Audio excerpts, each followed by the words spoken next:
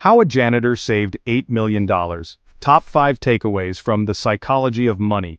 Have you heard the story about Ronald Reed, the janitor that had $8 million in savings when he died in 2014?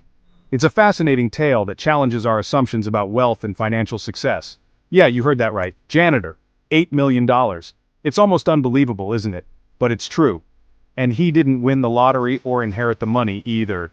No sudden windfalls or lucky breaks. He just saved consistently throughout his life, while letting the wonders of compounding do its thing. It's a testament to the power of patience and discipline. This guy, Ronald Reed, understood that when it comes to money, it's not about being the smartest person in the room. It's about your behavior. Your habits and mindset play a crucial role. See, you can be a genius with a 150 IQ and still go broke. Intelligence alone doesn't guarantee financial success. But if you have the right temperament, if you're patient and rational, you can build real wealth even if you're not the next Warren Buffett. It's about making smart, consistent choices over time. Morgan Housel, the author of the book The Psychology of Money, says it best. Financial success is not a hard science, it's more about understanding human behavior. It's a soft skill where how you behave is more important than what you know. Your actions and decisions shape your financial future. And that's what I want to talk to you about today. The key lessons from this book can transform your approach to money. We're diving deep into the top 5 takeaways from Morgan Housel's The Psychology of Money. These insights can help you rethink your financial strategies. So spend the next 15 minutes with me, and you'll learn the soft skills needed to excel with your personal finances. It's time well spent for your financial future. I'm Sergey Yakimov, the Swedish investor, and I'm here to give you the best tips and tools for reaching financial freedom through stock market investing. Let's get started. Together we'll explore the principles that can lead you to financial independence. The first big idea from the psychology of money is that everything in life has a price, and investing is no different. Whether it's time, effort, or money, there's always a cost involved. And when it comes to investing, that cost is often volatility. You want those sweet market-beating returns? Well, get ready to pay the price volatility. It's the roller coaster ride you sign up for when you decide to invest in the stock market. See, the stock market doesn't just magically go up over the long term. It zigs, it zags, it takes the stairs up and the elevator down. There are moments of exhilarating highs and gut-wrenching lows. But here's the thing. Volatility is normal. It's the cost of admission to the game. Just like you pay for a ticket to ride a roller coaster, you pay for the ups and downs in the market. Think of it like this. You wouldn't expect to buy a Ferrari for the price of a Toyota Corolla, right? The same principle applies to investing. High potential returns come with higher risks. Same goes for investing. You want the potential for high returns? You gotta be okay with some bumps along the way. It's about embracing the journey, not just the destination. Now, this doesn't mean you should just accept every dip and crash without question. It's about understanding that volatility is a natural part of the market cycle. It's the rhythm of the market, the ebb and flow that keeps it alive. Instead of panicking when things get rough, ask yourself, is this just the market doing its thing, or is there a fundamental reason to be concerned? This perspective can help you stay grounded. If your long-term investment thesis hasn't changed, then relax, stay the course, and let the power of compounding work its magic. Remember, patience is key in the world of investing. Remember, Rome wasn't built in a day, and neither is a solid investment portfolio. It takes time, patience, and a willingness to ride out the storms. So, buckle up and enjoy the journey. Let's talk about envy for a second. It's one of the 7 deadly sins for a reason, and it can absolutely wreck your financial life.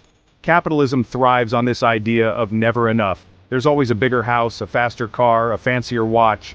And with social media, it's easier than ever to compare yourself to others and feel inadequate. But here's the thing. There's no finish line in the money game. If you base your happiness on constantly having more than others, you'll never be satisfied. Trust me, I've been there. You buy that dream car, and what happens? You start looking at the even more expensive model.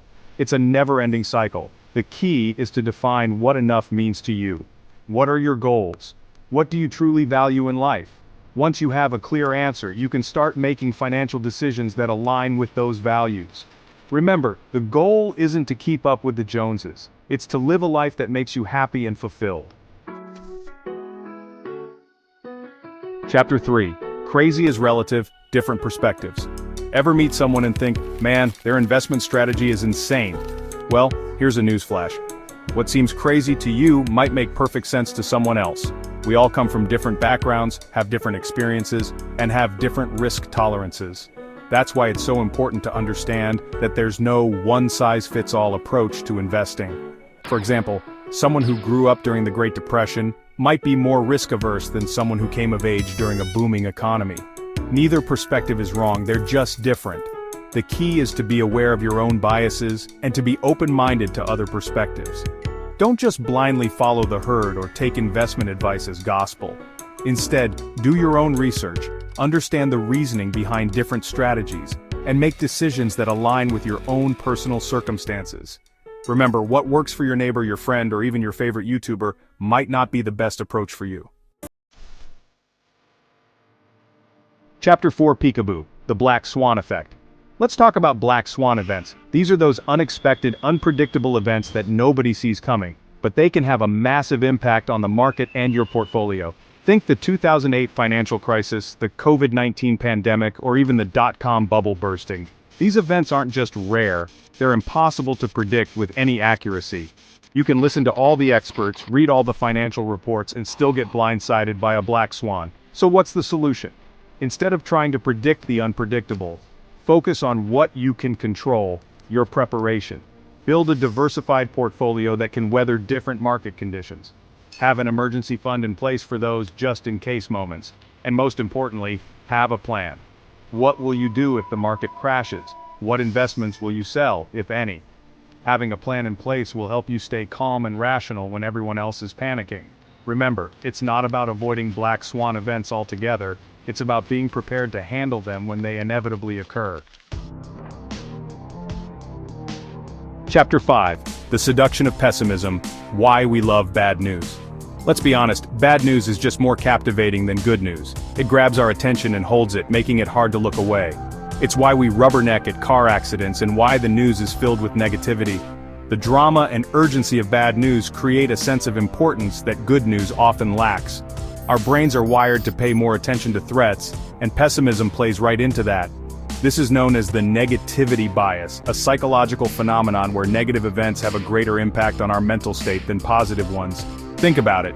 You hear about a potential market crash and suddenly you're glued to the TV, refreshing your brokerage account every 5 seconds. The fear of loss is a powerful motivator. But when the market's doing well, it's easy to tune it out. Positive news doesn't trigger the same intense reaction because it doesn't pose an immediate threat. This negativity bias is hardwired into our DNA. It's a survival mechanism that helped our ancestors stay alert to dangers in their environment.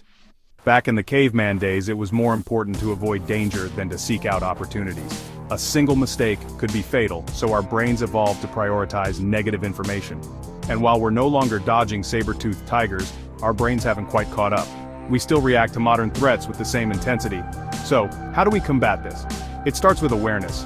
Recognizing that our brains are wired to focus on the negative can help us take a step back and see the bigger picture. Be aware of the negativity bias. Understand that it's a natural part of human psychology, but it doesn't have to control your perspective. Understand that the world is often a lot better than the news makes it seem. There are countless positive stories and developments that don't get the same attention. Don't let pessimism cloud your judgment when making investment decisions. Stay informed, but don't get swept up in the hysteria.